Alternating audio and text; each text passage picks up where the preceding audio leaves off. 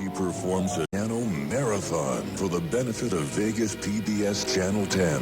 The one and only Roger Williams will be playing just outside the mall entrance of Neiman Marcus at the Fashion Show Mall from 8 a.m. until 10 p.m.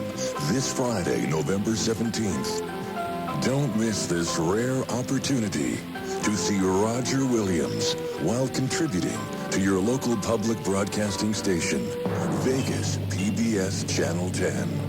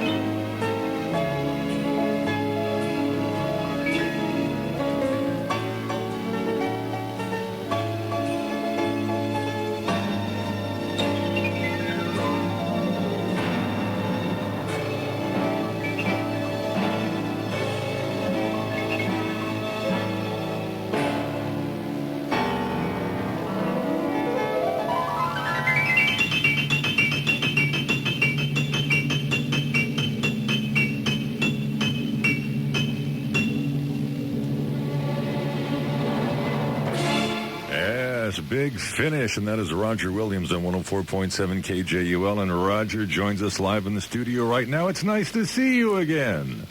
I can't tell you how good it is to see you. So very few people last in Las Vegas. And you've been going for, I don't know how long. You're doing something right, dude. Well, you know, about 8.5 years, I guess, in the radio business. That's not too bad. For Vegas, it's phenomenal. Yeah, I suppose so. Now, we were just talking a little while ago, and you're in town for this big marathon thing that you do every year. And this is the first time you're going to be doing this in Las Vegas. There's this big event that you do. And a lot of people, I know, they must ask you, why? Why do you do it?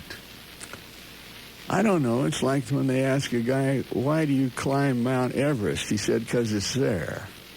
And I don't think anybody has ever played this long. Now, you could sit at a piano and play chopsticks for 14 hours. But I'm playing, when people come, we give them a piece of paper, and they put a song that they'd like to hear. Now, last year I played over 1,000 songs. Oh, easy. Yeah, easy. Yeah, easy. How many was it? Many, many, many.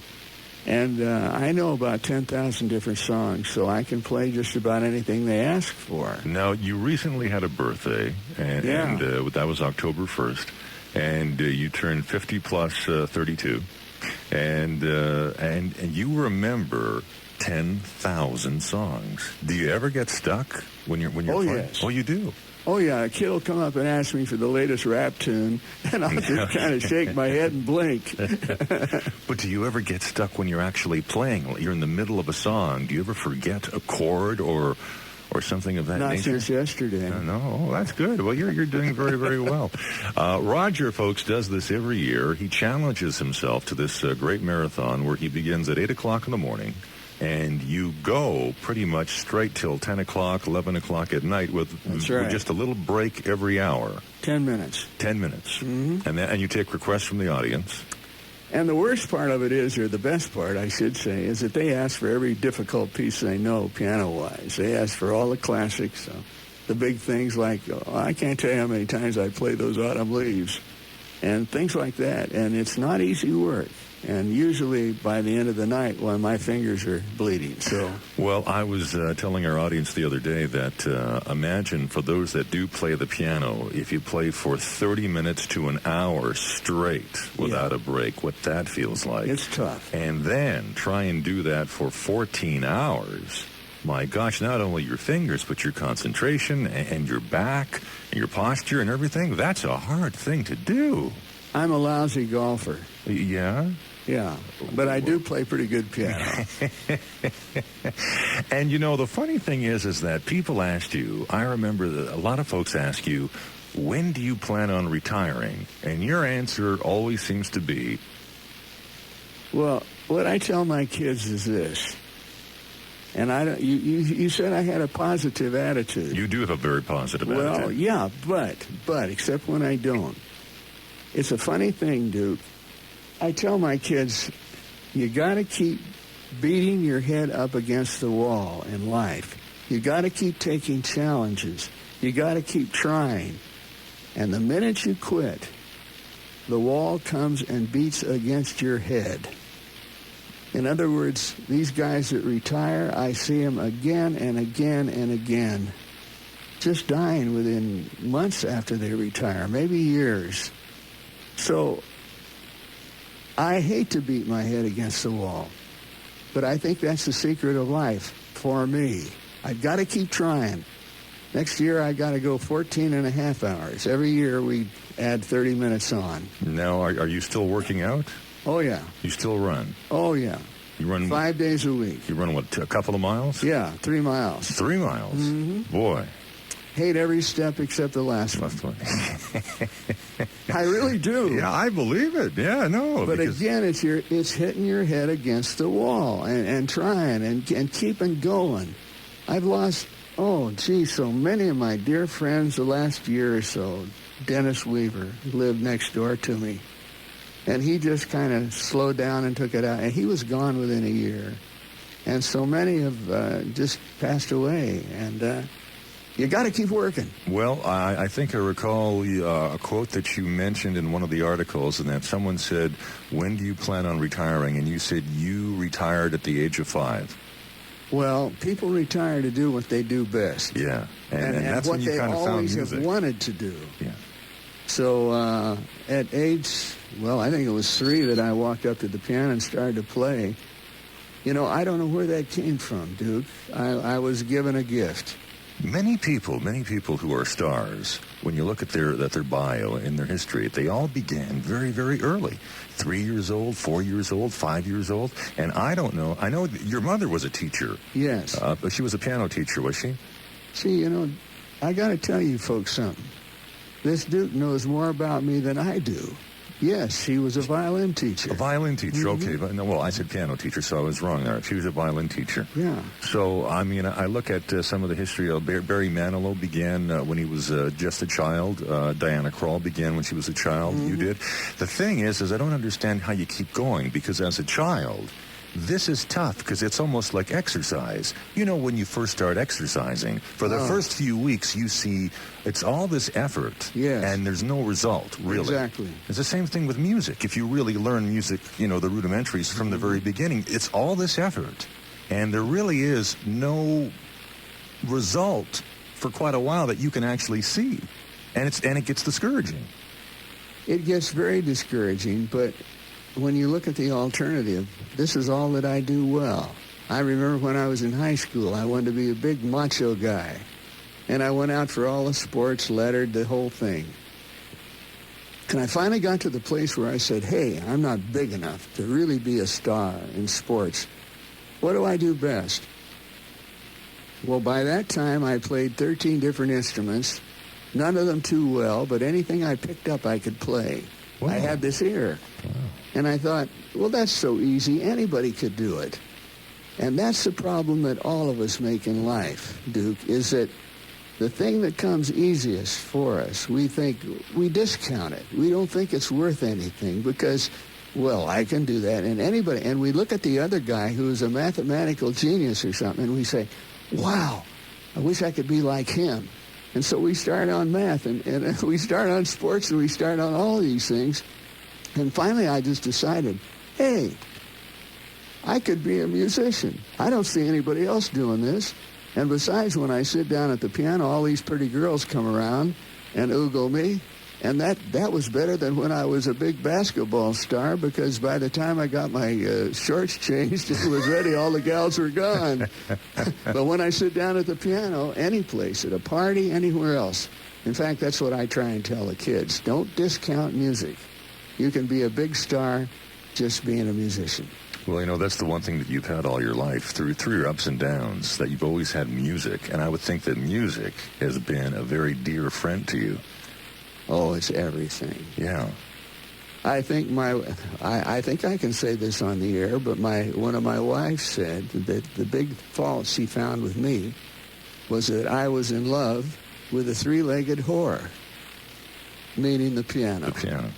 And I have been in love, and I don't call it a whore because it's my dearest friend and sweetheart, but I really am. I've always been in love with piano. Well, the one thing I noticed, and we're going to be playing some tunes here that I think our audience is just going to love.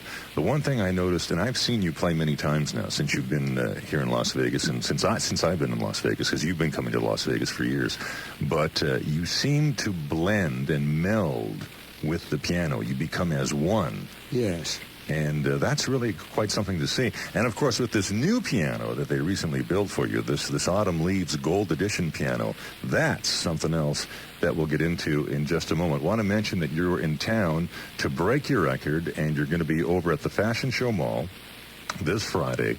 You start at 8 o'clock in the morning. Yeah. I'm yawning already. Oh, my gosh. 8 o'clock in the morning. Now, this event is free to the public. Folks, you're welcome to come by and see Roger Williams play. The gold piano is going to be there. And see me play your favorite song. And you can request your favorite songs. And the event is free to the public, as I mentioned, taking place in the common area near the lower level entrance to Neiman Marcus and Macy's, which is at the south end of the Fashion Show Mall. And as we continue with Roger Williams, here's a song that kind of kicks it up a little bit. Do it. All right.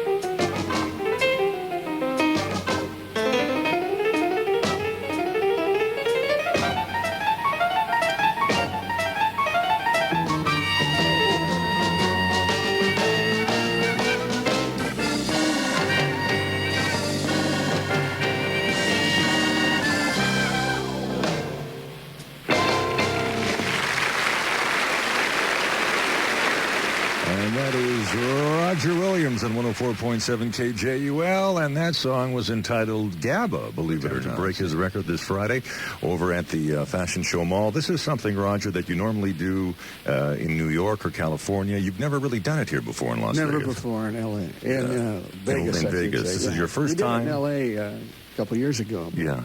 And generally, when you do it in New York, you do it at the Steinway. Well, we did last year, yes. But we have been doing it a lot at presidential libraries, and that's a lot of fun. That's great. That's super.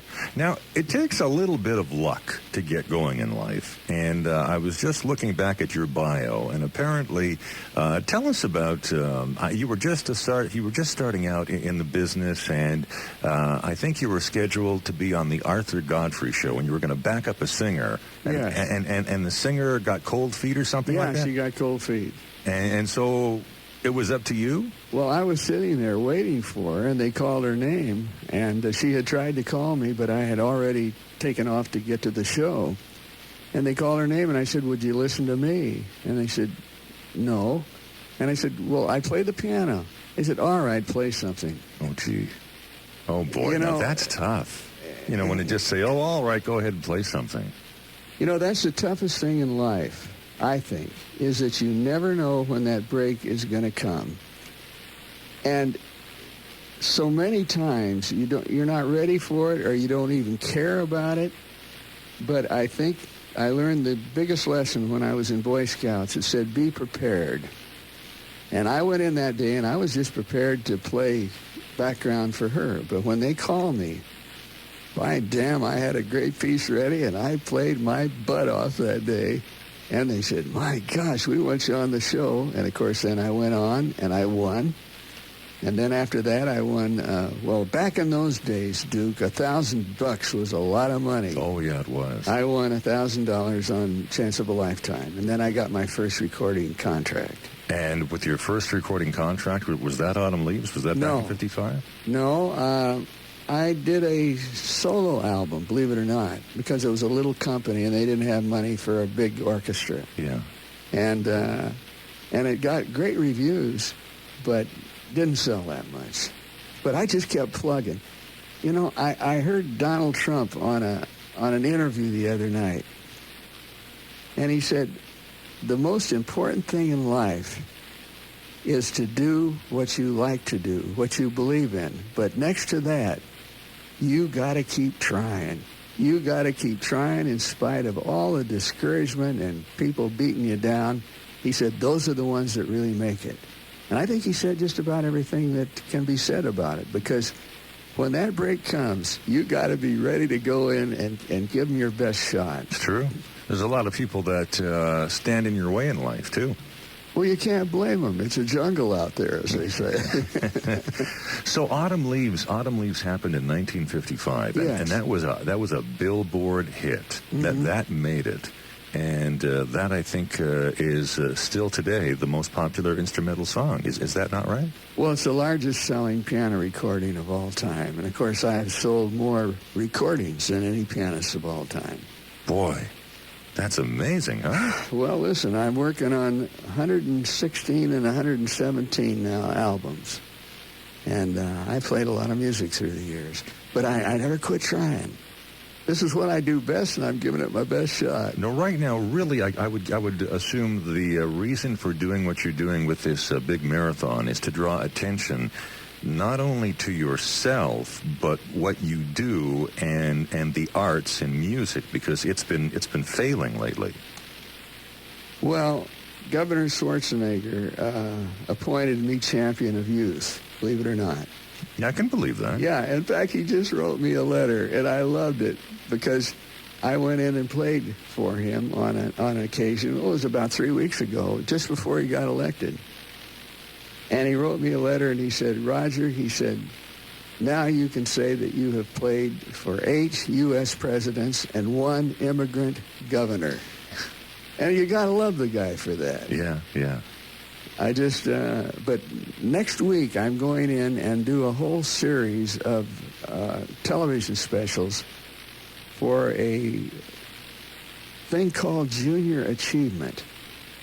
And we're trying to get to the kids in the country and get them to listen to something besides hip-hop and rap. And this, they tell me, will be played in classrooms all over the country. I love kids. I really do. And I can really identify with them, Duke. I remember when my puberty glands started. It's a crazy time, man. And these kids, you know, we think they're nuts. Well, just let me say this. And now that we've lost all our listeners, a while back I went into Hollywood High, which is right in the middle of a pretty rough part of town. And I played for 1,500 kids there. And the biggest compliment was that when I finished playing and the bell rang for lunch, nobody left. I figured that was one of the greatest honors of my life. And I love these kids. And they come up afterwards, and they ask me all kinds of questions about dope, about gangs, about everything. And when you get with these kids, you really know where they're coming from, because so many of them don't know who their father is. Their mother is either on dope or watching TV all day, grinding out kids so she can get more welfare. And then you can kind of understand why they join these gangs, because they don't have any family. And a gang makes them feel like they have a family. And everyone kind of needs to feel like they belong somewhere. It's everything. Yeah. Interesting. Very interesting. Well, I love kids, and I can speak to them very well because I've been there, done that. And so we go to all these high schools, junior highs. High school's a little late, but I'll go. Junior high is the critical time. If you can get to them in junior high, you've got them, because they'll listen. Well, a lot of kids probably have the talent, but unless they're exposed to the music and given the chance, they'll never know. No. And they'll never have the chance to, explore and nurture it. So then they fall through the cracks. I remember when I went into Philadelphia once, and I was plugging a thing called Almost Paradise, which did very well for us. Yeah. Anyway, when I got through, I was looking at their list, and I said, where's that number by the Rolling Stones? It's number 1 nationally. And the guy looked at me and he said, well, he said, they were supposed to come in here and do a promotion for us last year. They didn't show up. He said, we won't play their record. I said, but it's number 1. He said, not in Philadelphia if nobody hears it. And the point I'm trying to make is, if kids don't hear good music, if they're not exposed to it, how do we expect them to get any kind of musical education at all? And I'm not against rap or hip-hop. Go, man. But fill it in with some of the beautiful music. Well, that's part of the fault of the radio. I'm talking too much, Duke. Why don't you stop me? Oh, no, that's what you're here for. But let's play a tune from Roger Williams and come right back on 104.7 KJUL.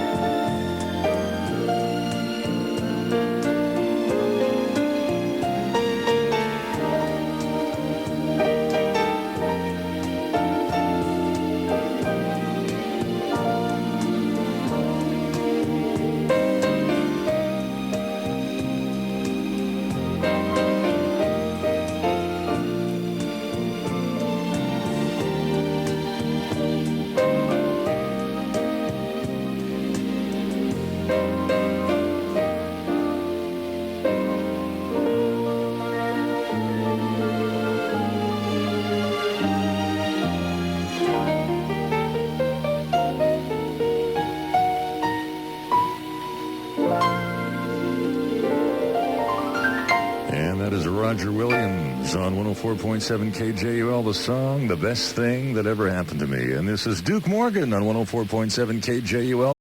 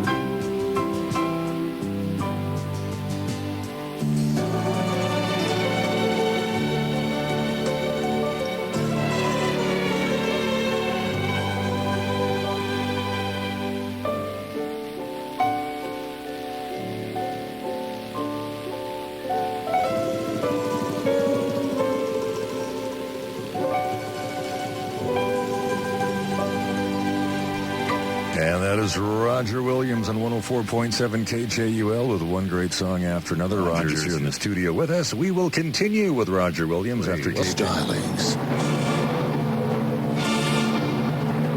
of Roger Williams.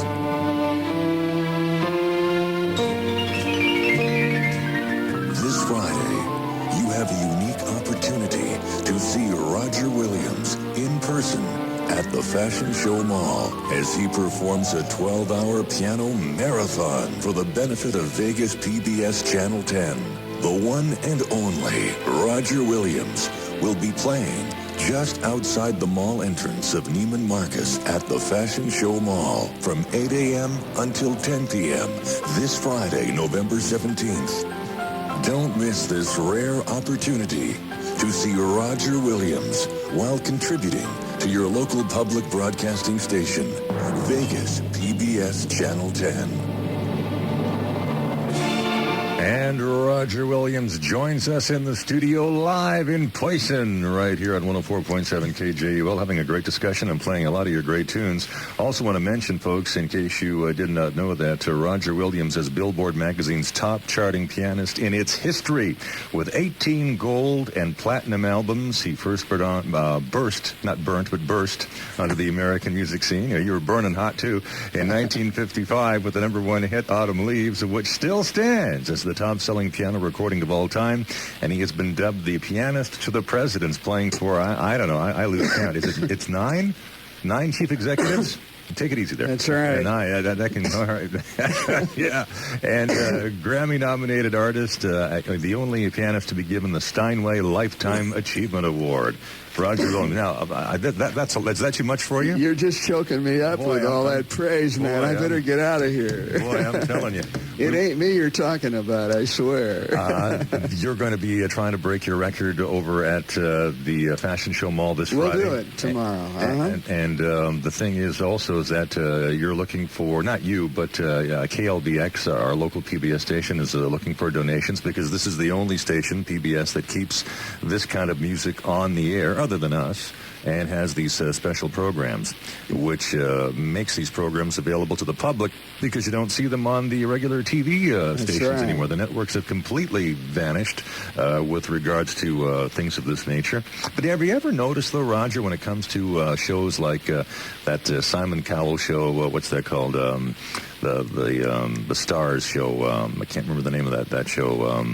Where they search for the stars. Simon Cowell. Paula Abdul. I can't remember the name of the darn show. I can't either. But that's how much I watch it, I guess. But anytime I've ever seen that show, most of the contestants don't do a rap song. They're all young and they don't do a rap song, which is kind of amazing. Listen, I was so privileged to be a part of the golden age of music. They don't write them this way anymore. No, they don't. It's like I tell the kids, some of the rap lyrics are very interesting, very creative. Yeah. But, gee whiz, Duke, the music, it's 3 chords going through the whole thing, and the kids just don't hear good music. No, it's a real big problem. It's really sad. And if they would hear it on the radio and would listen to it on the radio, if it was played on the radio nationwide, then they would have more exposure to it. But it's not. Ever since deregulation and since radio's become a big corporate thing, just something to sell on the stock market, things have really gone AWOL. I mean, it's really, really a bad problem. Well, I tell my kids that I'm the greatest dad in the world, except when I'm not. And I can say that about one of my most favorite presidents, President Reagan. We both started out in the same station at the same time. I was a 12-year-old piano player. He was a sports announcer called Dutch Reagan. Right. Anyway, through the years, we became great friends. And when he moved to Hollywood, we still wrote all the time. And I played for him many times as governor, many times as president. Now, he was the greatest president that we had, except when he wasn't. And when he took music out of the schools, which he did. He was the first guy that did that.